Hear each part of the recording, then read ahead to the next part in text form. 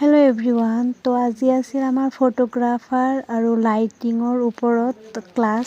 চ' অকল মেকআপটো শিকিলেতো নহ'ব, লাইটিঙৰ বিষয়েও জানিব লাগিব আৰু অফলাইন অনলাইন মাৰ্কেটিঙৰ বিষয়েও জানিব লাগিব। চবকেইটাই আজি শিকাব। চ' এইফালে কোনটো লাইটক কি নামেৰে কয় আমি ভালকৈ নাজানো, যিহেতু ইয়াত আমাক ভালকৈ বুজাই দিব।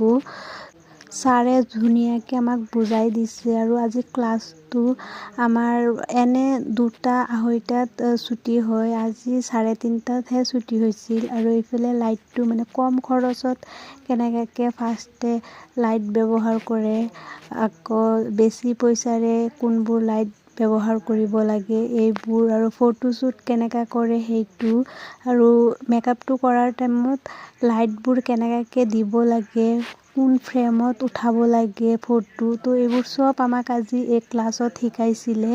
আৰু কোনটো লাইটৰ দাম কিমান চবকেইটাই শিকালে।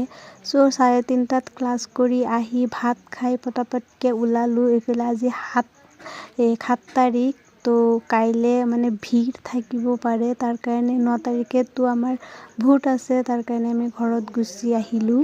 আৰু আজি মিনি ব্লগটো চাই কেনে পাইছে কমেণ্টত জনাব, আৰু কিবা সুধিব থাকিলে কমেণ্ট কৰিব।